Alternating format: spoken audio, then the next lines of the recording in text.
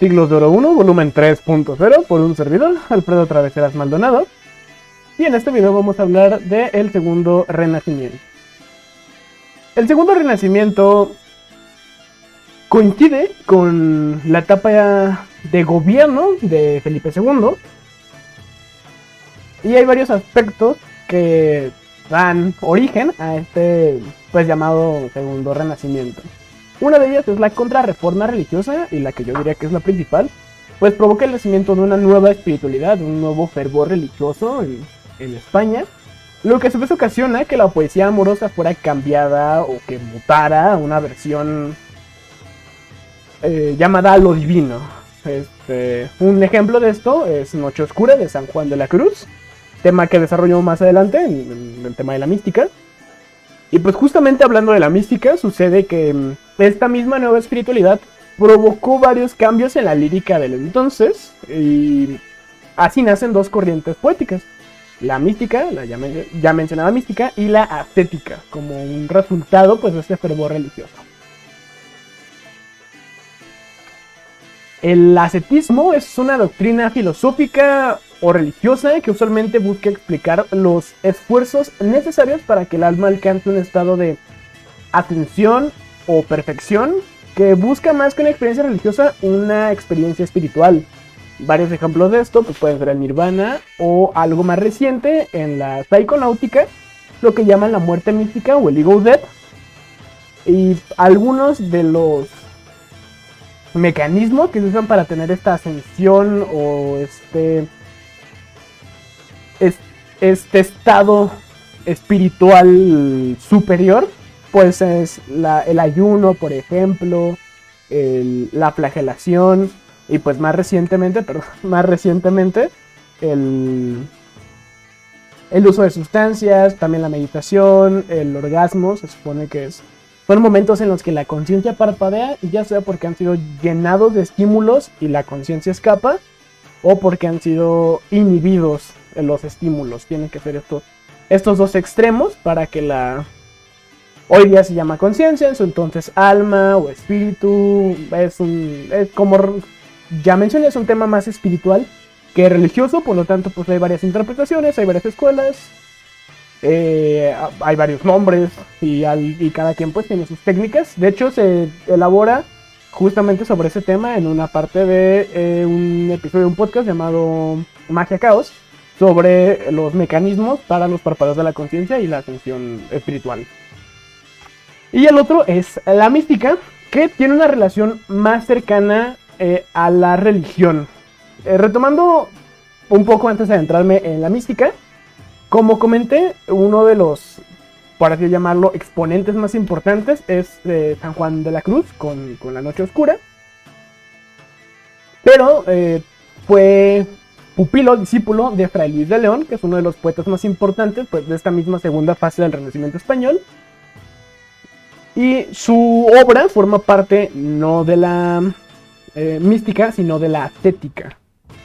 Ahora sí, adentrándonos a la mística, pues vaya, tiene, como ya mencioné, una relación más cercana a la religión. De hecho, las tres religiones monoteístas más importantes tienen una presencia mística dentro de sus costumbres, ritos, vaya, dentro de todo el mito religioso.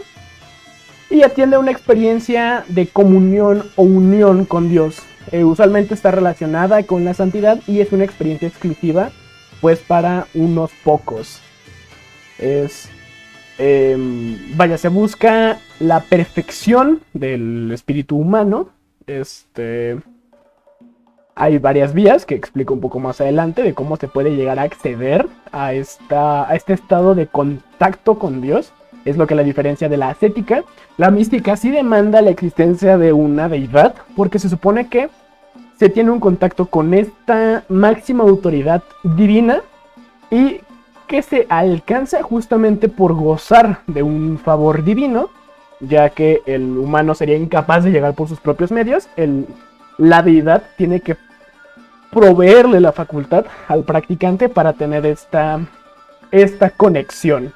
Y es justamente por eso que solo unos pocos tienen acceso a esto. Y el alma pues perfeccionada, el alma asciende por un ejercicio ascético pero requiere de la gracia divina para tener una unión momentánea, espontánea, pero directa con Dios. Es un contacto directo de unos segundos que es inefable, indescriptible. De hecho, parte como importante de las descripciones de estas experiencias son pues justamente los sentimientos amorosos, de lo que comentaba antes, de que la poesía romántica amorosa evoluciona o muta a un aspecto divino, pero con los mismos mecanismos y descripciones, de elaboro más adelante.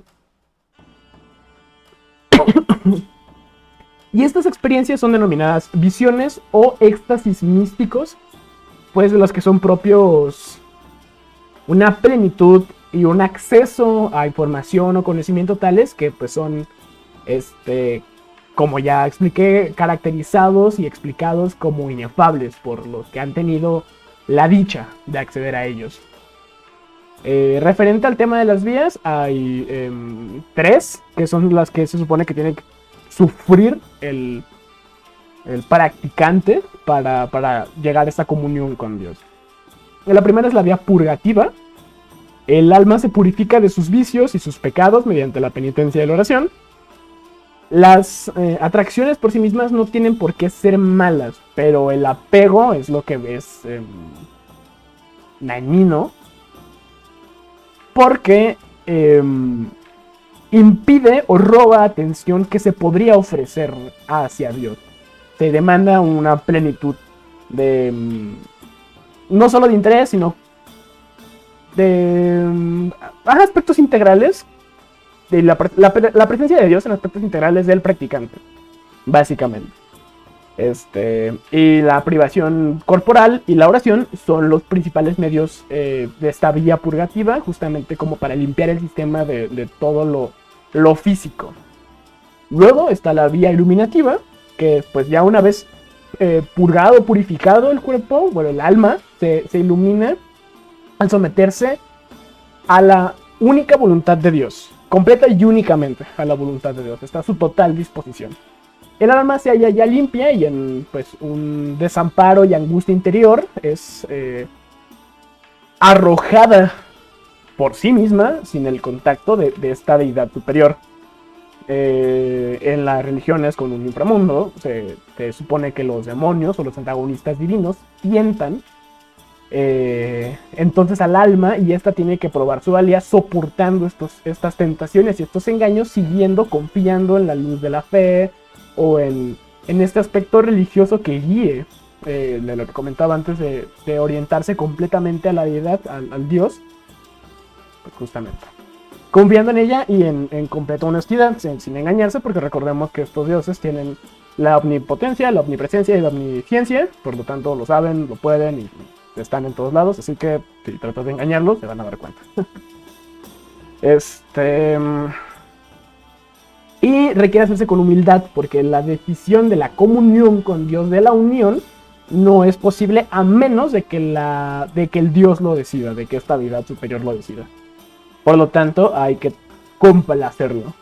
Y por último está la vía unitiva, que es cuando el alma se une con Dios, produciéndole así el éxtasis que anula los sentidos. Justamente por eso en estas interpretaciones modernas de estas muertes místicas se cree que es una disociación de los sentidos. Creo que también se toca un poco en experimentos que aparecen en el mundo media de cine y televisión, como estas cámaras de privación en las que se supone se pueden suspender los sentidos. También es una forma de explicarlo.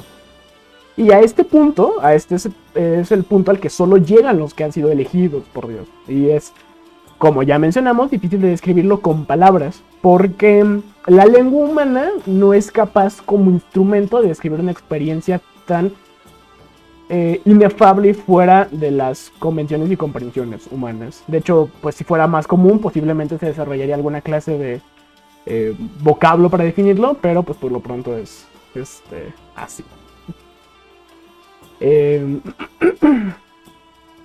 Y es justamente pues por esto que la poesía romántica, bueno, mutó o se usó como herramienta para describir estos momentos, porque pues lo más cercano que tenemos son las emociones del enamoramiento. El hecho de haber alcanzado la vía unitiva puede manifestarse con los llamados estigmas o llagas sagradas, esto en las religiones cristiano-católicas o judio-cristianas, no estoy exactamente seguro de cuál era el término.